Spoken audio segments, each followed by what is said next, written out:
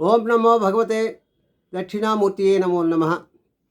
పరమాత్మ స్వరూపులైన గురువులకు పెద్దలకు నమస్కరిస్తూ ఒక మంచి మాటను చెప్పుకుందాం. అది ఏమిటంటే, ప్రతి మనిషికి గుండె బలం మరింత అవసరం. అంటే మానసిక బలహీనత మరీ నష్టదాయకం అవుతోంది. ఇది అక్షరాలా నిజము. గుండె బలం లేని మానసికమైనటువంటి బలహీనత కలిగిన మనిషిని కృంగదీస్తూ వస్తుంది.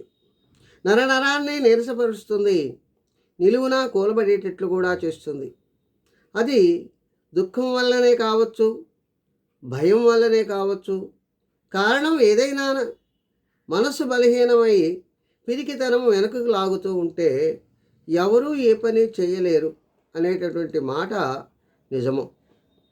అలాంటి వారు తనకు తాను ఉపయోగపడలేడు, సమాజానికి కూడా తను ఉపయోగపడలేడు. కనుకనే గీతాచార్యులు చెప్తున్నాడు ఏమనంటే, మానసిక బలహీనతను దరిచేరనీయకు అని ప్రతి మనిషికి చెప్తున్నాడు.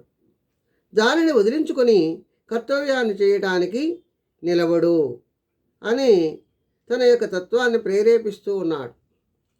కనుక కష్టాలేవి వచ్చిపడినా గుండె నిబ్బరముతో నిగ్రహించుకోవాలి. తన పనుల్ని తాను చేసుకుపోతూ ఉండాలి.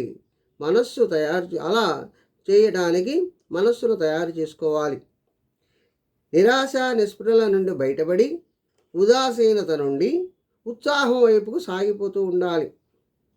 కర్తవ్యనిష్టతో కదిలి కదిలి పనిచేయాలి.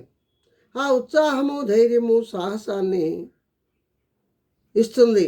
ఉత్సాహము ధైర్యాన్ని, సాహసాన్ని ఇస్తుంది ఆ ఉత్సాహము.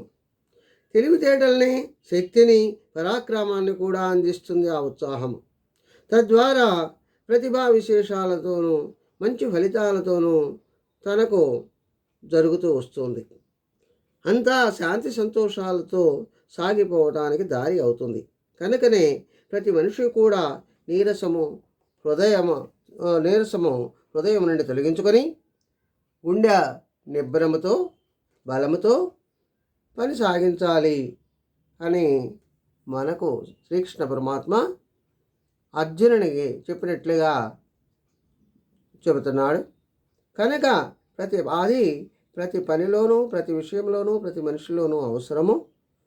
కనుక అందరూ కూడా నిబ్బరంగా ఉండి తను చేయవలసిన పనిని తను ఆచరించి విజయాన్ని పొందాలని తెలియచేస్తుంది. స్వస్తి. సర్వే జనా సుఖినో భవంతు. ఓం శాంతి శాంతి శాంతి.